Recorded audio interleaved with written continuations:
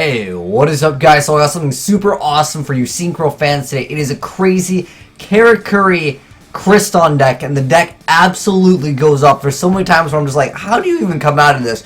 Watch the replays, guys. I'll also give you guys a deck profile of this deck from the Tet One True God, the one true Crystron God over here. Seriously, a really strange looking deck, but just watch some of the plays that go off during these replays, and you guys will be like, wow, this deck has got a lot of potential. Potentially, you know, a meta deck. I think that, again, it's one of those decks where it's already pretty good, and if they get just like one crazy broken like draw power or some type of resilient card where it's just like, oh, it's a continuous, when it's destroyed you search out a card or something like that, that would make the deck even better. And this deck looks like it has a lot of potential for meta. I mean, Synchros in general, I think, are one of my favorites, and I think a lot of fans really love the Synchros. And look at this, he's got the Azneyes Rebellion Dragon, but he's able to keep himself afloat over here. He's going to go attack with the Abductor, and then he's going to go ahead and special summon Rosenix, and then he's going to make a Matrix over here, and then he's going to be able to move everything to defense mode.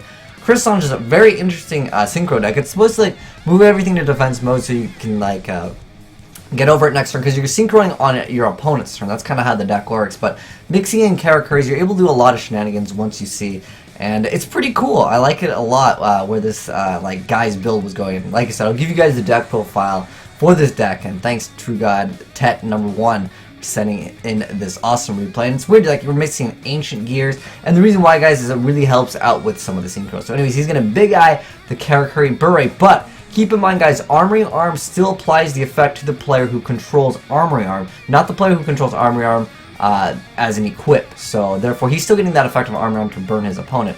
He can also unequip it at any time, which you guys will see that in just a moment. But look at the comebacks, man. The guy made Azneyes Rebellion Dragon, made Big Eye, and the guy is still able to win. Like, that's crazy, right? I've got some more crazy replays for you guys, and this is versus Cardians. And Cardians was an archetype that had a lot of draw power problems.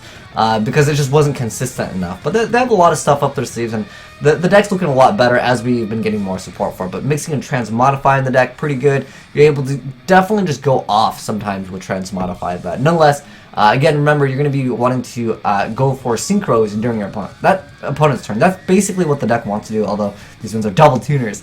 But watch what the guy that's playing Cardians does, because like it's a pretty extensive field, and you can see like it's a back and forth kind of duel, and I like back and forth kind of duels. But anyways, he's able to summon to Excel Synchron because of the effect of the other Crystron card. Again, they all are all about synchroing during your opponent's turn. It's like you know, it's your opponent's turn. No, you still play the game, so I think that's kind of fun. So he's gonna go ahead and activate that effect, but he's gonna bring back the other card, and then he's gonna summon another Matrix over here with everything in defense position. But he summons the Ameshiko, the Cardian Synchro over there, and he's going to be able to potentially get over this, but he's going to go ahead and go into Stardust Charge Warrior, and he has this card's effect of the Cardian Synchro just to burn his opponent for 1500 every turn, or he has to negate this card's effect. But nonetheless, he's going to go ahead and make a Formless Synchron draw card, Terraforming, going to go ahead and search out that Gear Town. Really strange, but don't worry, guys. Like, it makes sense once we go to the deck profile of how it works. Is it really helps out some of the Karakuri like extensive plays where you can go for OTKs, Armory Arm, Beat Down. He's gonna go ahead and crash into those, but then he's gonna have the effect of Stardust Warrior. But Solemn Warning is going to negate that. He's gonna attack with the Matsu ni Tsuryu over there, and he's gonna go ahead and get that plus over there. And then we got the Cho. Wow, they changed its name. This is Cho Koi Koi. So you get to excavate, similar to Sylvan's back in the day. It reminds me of that. The excavate. I think that Sylvan was the first one to actually do excavate. Nonetheless, he's going to go ahead and activate No Cheaters Allowed. So once per turn, when your opponent would special summons a monster from the hand, you can turn all monsters your opponent controls that were special summoned from the hand. If there's no Cardian Synchro monster on the field, you have to send it to the graveyard. But watch what he goes off with the Karakuris, and I'm just like, what the heck's going on here? And it's pretty cool. Like I said, there's a lot of extensive plays, so he's going to go ahead and activate that effect to skip your next draw phase, so he can just keep on burning his opponent over here. He's going to go ahead and activate that effect to special summon another monster. And pretty interesting, because like the Karakuris has been a deck that's always been able to like go off.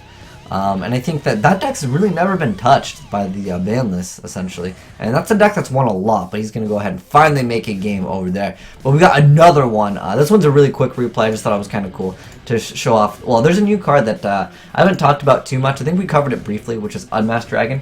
So when a strip by battle into the graveyard, you can special summon a Worm-type monster with 1500 or less defense. So that obviously works on a lot of different decks, but there's a lot of like obscure cards that I've just never seen really people play at all. Like Illuminati Raj over here, so all faces monsters on the field lose attack and defense equal to their level and rank times 300. There's also this other like, it's just like a skeleton of a I think it's a worm.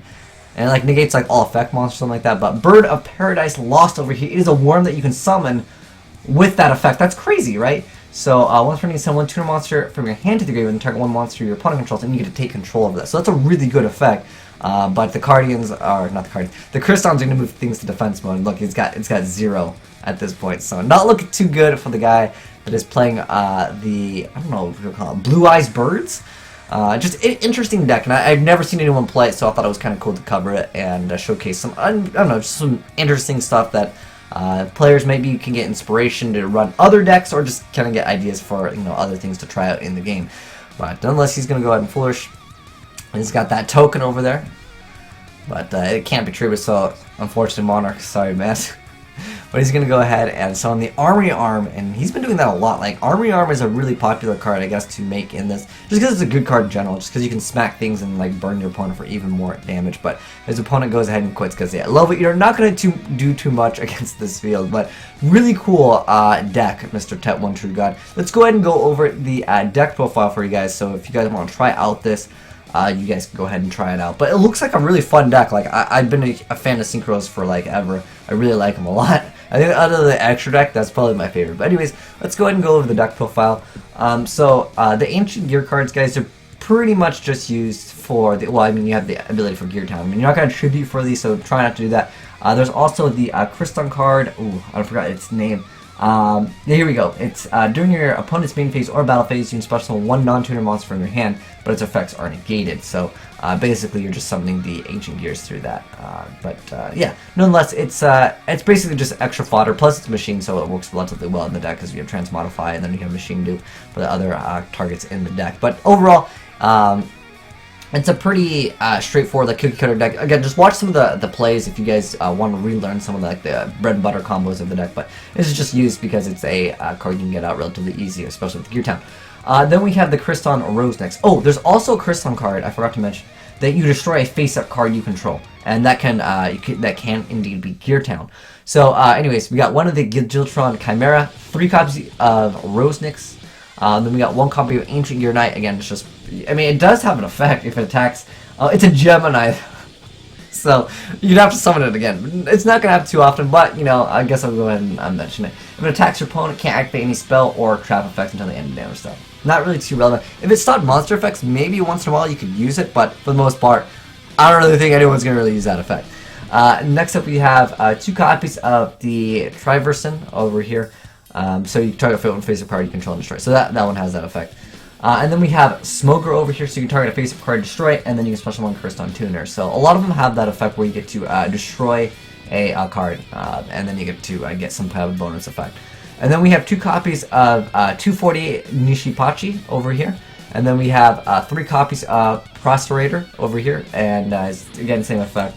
Where you get to target a face-up and then destroy it. And then we have 3 copies of Crystron Citri over here. It looks like a cat to me. I wonder if they'll change the name to TCG. But anyways, during opponent's main or battle phase, you can target 1 non-tuner monster in your graveyard and special summon it, and its effects are negated. But then immediately Synchro Summon again. It's all about Synchro Summoning during your opponent's turn in this deck. Then we have 3 copies of Lovely Eater because you can abuse this card pretty easy in the deck. And then we have 3 copies of Crystron Kyoan.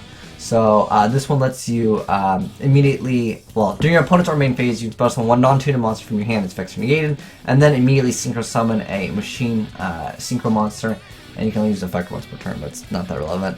Then we have Jet Synchron, so this is another really good card just in general, where if it's in the graveyard, you get to send 1 card from your hand to the graveyard, and obviously with the other card, you get, which one is it? One of the ones that lets you special summon out of the graveyard. So you can, like, kind of utilize what you want out of the graveyard. And then we have 1 1-for-1, so your targets 1-for-1 are Jet Synchron, we have the Crystron Kyoan, and then we also have Level Eater. And then for Transmodify, you have a lot of options for this, depending on what you need to go for. Really, really good card. This card actually has been going up in price as well. Then we have Soul Charge. Soul Charge, yeah, it's a pretty good card in a Synchro deck. And then you have the One Reasoning, then triple Machine Dupe, so you get to select 1 face-up machine type launch control with 500 or less attack. So your targets for that would be... well, I mean, technically you could go for this. I don't think... You're usually going to get summoned up with Karakuris anyways, but you have the option to go for it. It's not the end of the world. But you have a lot of targets in this deck. You have the Crystron Turtle. I'm just going to call it the Turtle. You also have the Sea Tree over here. I wish Level Eater was a machine, because that would make the deck even crazier. And then you have the Kyoan over there, and then you, of course, have Jet Synchron, if you want to play more copies of it, I guess. But for the most part, yeah, those are your main targets with that. And then you have the one upstart in the TCG. I think it's funny that it's still that one. And we have 3 copies of Terraforming for the Gear 10. It's really, really good in the deck. And then you have with the 1 Foolish, because it's basically like get a free extra monster out, and it really helps you extend some of those combos out, especially with the Karakuris.